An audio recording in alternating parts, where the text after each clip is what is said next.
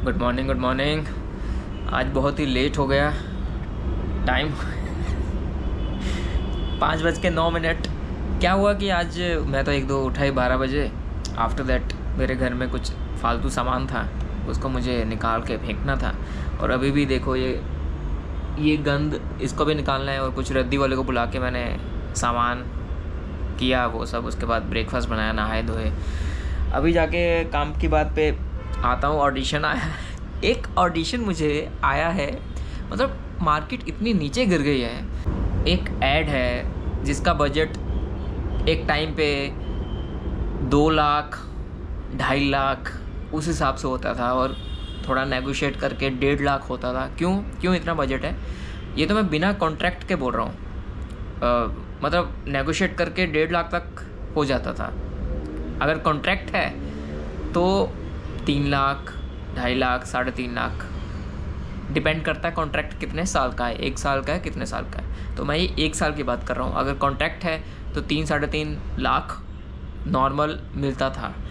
और अगर कॉन्ट्रैक्ट नहीं है, विदाउट कॉन्ट्रैक्ट, अगर परपेचुएटी है, परपेचुएटी, अभी जितने भी लोग हैं जो फ्रेशर्स हैं या जो इंडस्ट्री में एडवर्टीज़मेंट नहीं करते हैं, सीरियल और उसमें रहते हैं एंगेज, लेकिन उनको जब ऐड आती है तो इस चीज़ के ऊपर ध्यान देते नहीं हैं। अभी मुझे कल मैसेज आया, उसमें लिखा हुआ था टीवीसी है, उसका प्रिंट भी है, सब प्लेटफॉर्म पे यूज़ होगा, टीवी पे होगा, प्रिंट पे होगा, डिजिटल पे होगा। और उसकी यूजेज क्या है? यूजेज बहुत इंपॉर्टेंट होती है। अगर 1 ईयर स्टैंडर्ड 1 ईयर यूजेज होती है। अगर 1 ईयर से ज़्यादा कोई प्रोडक्शन हाउस उस ऐड का इस्तेमाल कर रहा है, कोई भी क्लाइंट या वो कंपनी, तो वो उनका एक प्रोसीजर रहता है। अगर आपने अच्छे कास्टिंग डायरेक्टर से काम किया है तो आपको वापस कॉल आएगा 1 साल के बाद कि वो आपकी ऐड दोबारा दिखाना चाहते हैं। फिर आपसे एक फॉर्म फिल करवाया जाएगा, तो उसका पेमेंट भी आपको किया जाएगा सेकेंड ईयर के लिए। क्योंकि अगर आपको 1 साल के लिए बोला गया है, या कई बार पहले ही 2 साल के लिए बोल देते हैं कि हम 2 साल के लिए ये ऐड यूज़ करेंगे, तो 2 साल का पेमेंट आपका इतना है। तो स्टैंडर्ड नॉर्मल मार्केट रेट जो रहता है 1 ईयर टीवीसी के लिए, तो 30-35,000 के आसपास घूमता है। इट डिपेंड कि प्रोडक्शन हाउस कैसा है, ब्रांड क्या है, वो सब चीज़ें मैटर करती है। लेकिन 30 के आसपास घूमता है नॉर्मल 1 ईयर स्टैंडर्ड। अभी ये मैसेज में क्या लिखा हुआ था? परपेचुएटी। अभी इसका मतलब है कि लाइफ टाइम वो उस ऐड का इस्तेमाल लाइफ टाइम कर सकते हैं। 1 साल नहीं, 2 साल नहीं, जितने साल चाहें वो कर सकते हैं। और उसका बजट क्या दे रहे हैं? 25,000। देखिए, इस चीज़ का जो बजट होता था 1.5 लाख 2 लाख के अराउंड होता था। कुछ लोग तो 2.5-3 से नीचे नहीं आते थे, क्योंकि लाइफ टाइम इस्तेमाल होने वाली है वो ऐड। चाहे करें या ना करें वो उनके ऊपर है, लेकिन आपसे फॉर्म भरवा लिया जाएगा कि हाँ वी विल यूज़ को। आपको कल को ऑब्जेक्शन नहीं होनी चाहिए, तो एक्टर से भरवा लिया जाता है कि कल को ऑब्जेक्शन ना करें कि मेरी ऐड इतने साल क्यों इस्तेमाल की जा रही है। तो 1 ईयर का जो बजट है वो अभी परपेचुएटी में आ रहा है। तो इतना गिर गया यार, इतनी मार्केट नीचे गिर गई है। और इतने यहाँ तो ये प्रोडक्शन हाउस इतने अंदर से कई बार ऐसा भी होता है, पीछे से बजट होता है, क्लाइंट से बजट होता है, लेकिन बीच में जो प्रोडक्शन हाउस है वो रख लेता है कट करके आर्टिस्ट के पास। मगर इतना गैप, ठीक है, मतलब 70,000 हो जाता, 1 लाख हो जाता, तो आदमी सोच भी सकता था कि ओके थोड़ा सा मार्केट डाउन है तो ठीक है, जो 1.5-2 मिलता था उसका 1 लाख मिल रहा है, ओके। सीधे 25,000 दे रहे ऑल मीडियम। उसके लिए ऑडिशन चाहिए इनको। सो कितनी गरीबी आ गई है, कितने प्रोडक्शन हाउसेस के अंदर। और कास्टिंग डायरेक्टर भी ऐसे प्रोजेक्ट उठा रहे हैं, तो चीज़ें काफ़ी ख़राब हो रही है। तो वो तो खैर मैंने इग्नोर किया, वो तो मैं उसको नहीं दूंगा। अब एक और मैसेज आया है, आज ऑडिशन है, वो शूटिंग भी रील का है, उसका भी बनाना है। फिर बनाते हैं, फिर आपको थोड़ा गेटअप दिखाता हूँ। एक दूसरा जो मैसेज आया है मुझे ऑडिशन के लिए, वो तो मैं करूँगा। और वो देख लीजिए कंपैरेटिव, ये परपेचुइटी में लाइफ टाइम के लिए 25,000 दे रहे हैं, और वो दूसरा जो ऑडिशन का मैसेज आया है वो सिर्फ रील बनाएंगे, वो सिर्फ डिजिटल प्लेटफॉर्म पे आएगी, मे बी इंस्टा पे आएगी, क्योंकि जहाँ भी रील फॉर्मेट रहता है, वर्टिकल फॉर्मेट रहता है, वहाँ पे वो रील आएगी। तो वो रील में मुझे एज एन एक्टिंग करनी है, मेरी जो भी फुटेज होगी वो रील में यूज़ की जाएगी, ना कि टीवी पे आएगी। उसका बजट क्या है? 20,000। उसका 20 दे रहे हैं और ये टीवी पे आएगी, होर्डिंग्स लगेंगे, ये लगेंगे, वो लगेंगे, लाइफ टाइम लगेंगे। 25,000 वो रील पे आएगी और 1 साल के लिए आएगी, 1 साल का यूजेज है, और उसका 20,000 बजट है। देखिए कितना फ़र्क है। ये कास्टिंग डायरेक्टर के ऊपर भी फ़र्क होता है कि कुछ कास्टिंग डायरेक्टर आप मतलब वो प्रोजेक्ट भी अच्छे ही लेंगे, वो चिंदी प्रोजेक्ट में हाथ नहीं डालते हैं। और प्रोडक्शन हाउस भी कुछ होते हैं कि कुछ अच्छे प्रोडक्शन हाउस है, वो भी ऐसे प्रोजेक्ट उठाते नहीं हैं, जो अच्छे प्रोजेक्ट है वही उठाते हैं। तो अगर हमें ग्रो करना है एज एन एक्टर, कुछ लोग ये सोचते हैं कि ठीक है जो है वो कर लेते हैं, but the thing is negotiate करो, कॉम्प्रोमाइज़ करो, लेकिन कितना? मतलब 2 लाख का 25,000, इतना कॉम्प्रोमाइज़, और लाइफ टाइम यूज़ हो रही है, इतना तो लिमिट से बाहर हो गया। और अभी जैसे ये रील वाला है 20,000 है, इसका अगर कोई मुझे बोलता 3,000 है, कितना डिफरेंस है? नहीं करता, मैं नहीं ऑडिशन देता।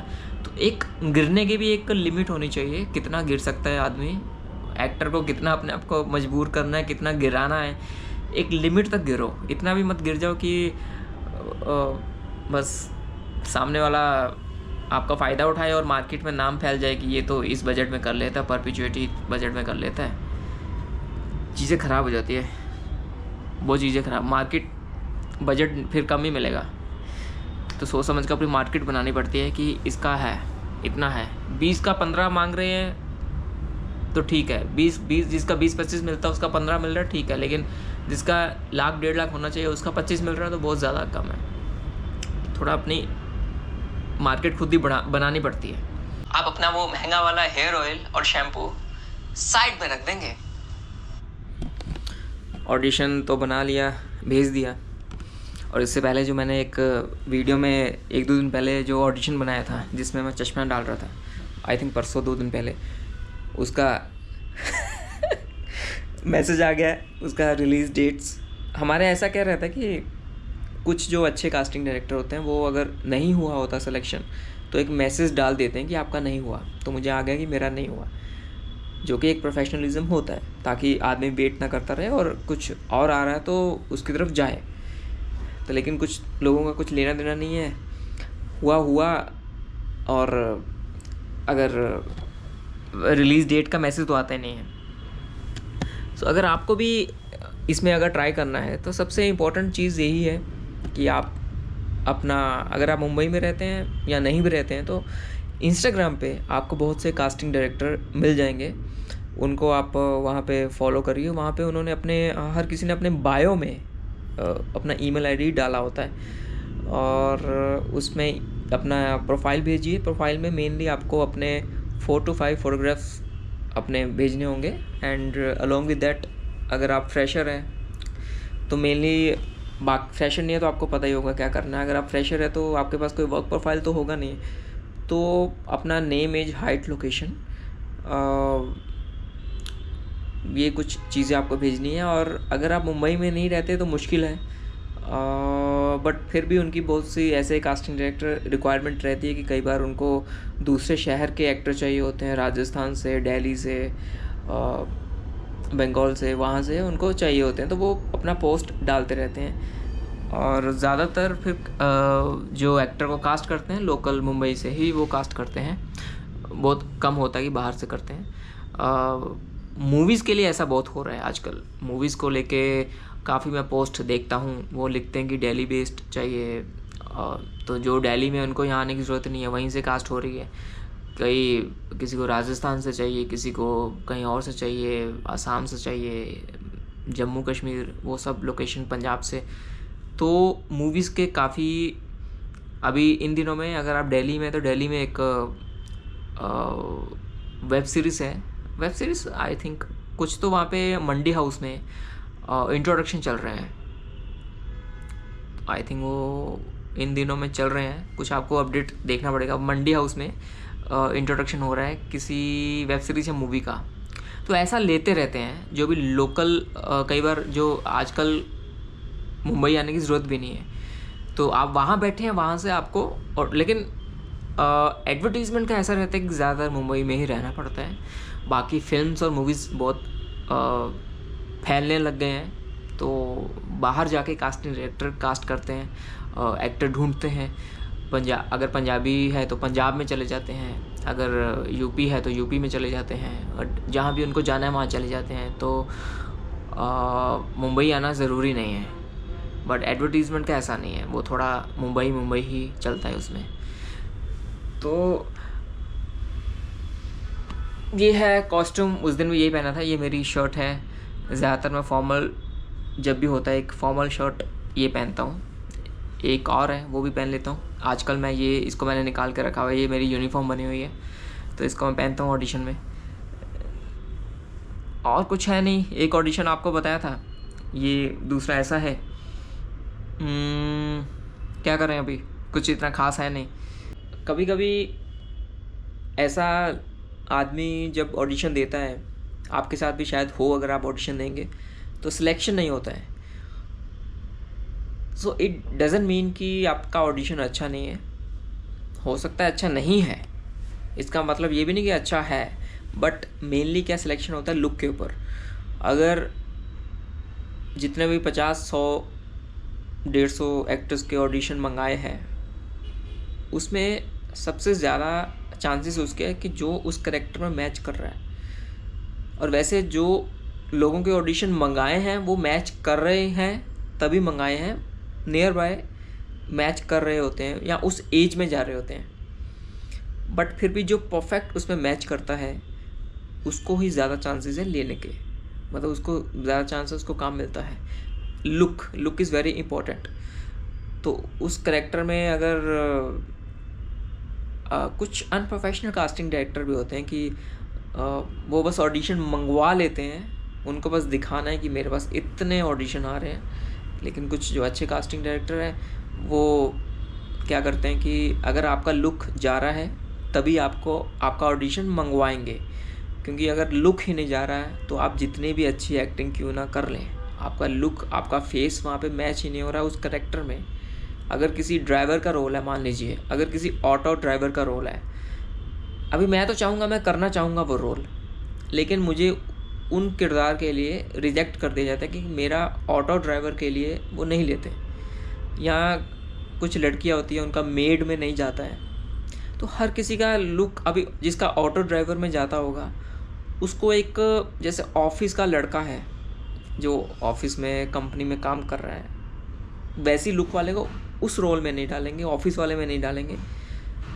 तो ये लुक बहुत इंपॉर्टेंट है। तो लुक के हिसाब से ऑडिशन लेते हैं जो अच्छे कास्टिंग डायरेक्टर हैं, और जो टाइम पास करते हैं वो तो एक्टर को खुश करते हैं दे दो ऑडिशन दे दो, बाद में सिलेक्शन तो होगा नहीं क्योंकि लुक तो जाता नहीं है। सो दिस इज मेनली अभी सभी कास्टिंग डायरेक्टर ऐसा कम करते हैं, बहुत कम ऐसे वाले होंगे जो ले लेंगे। ये तो जो नया 6 महीना भी जिसने कास्टिंग कर ली है उसको भी मालूम है किसका ऑडिशन लेना है, किसका नहीं लेना है, उसको भी मालूम है। और जो कास्टिंग में घुसा है उसको भी पता ही है। तो this is not a big deal, but फिर भी हमें खुद को भी देखना है कि इसमें जा रहा है कि नहीं जा रहा है। सो अभी आज बहुत टाइम निकल गया घर पे, सुबह लेट उठे और सब सिनेरियो आपको बता दिया है। अभी बाहर जाने का कुछ इतना प्लान है नहीं, नीचे छोटा मोटा ग्रोसरी के लिए जाऊंगा और सामान लूँगा। और आज मेरा घर पे कुकिंग करने का भी प्लान है, सोच रहा हूँ कि कुकिंग करूँगा। बाहर का खाना ज़्यादा हो गया, कल भी मैंने बाहर का डिनर किया था, परसों भी मैंने डिनर बाहर का ही किया था। तो आज मुझे घर का सोच रहा हूँ कि घर का कुकिंग कर लेता हूँ। घर पे कुक कर लेना चाहिए। हाँ, गैस है, चूल्हा है, सिलेंडर है, स्टोव है, लाइटर है, खाना है, बनाना है तो बना लेना चाहिए। और मुझे लगता है कि इस ब्लॉग को यहीं ख़त्म कर देना चाहिए, क्योंकि इसको ज़्यादा लंबा खींचूँगा तो कुछ लंबा है नहीं। क्योंकि अभी मैं चेंज करूँगा, घर के कपड़े पहनूँगा, घर के कपड़े पहन के चेंज करके कुकिंग कर लूँगा, उसके बाद कुछ है नहीं। तो बाय बाय, कल मिलते हैं। कुछ ना कुछ तो बनता रहेगा वीडियो में, ठीक है। Good night, bye, take care.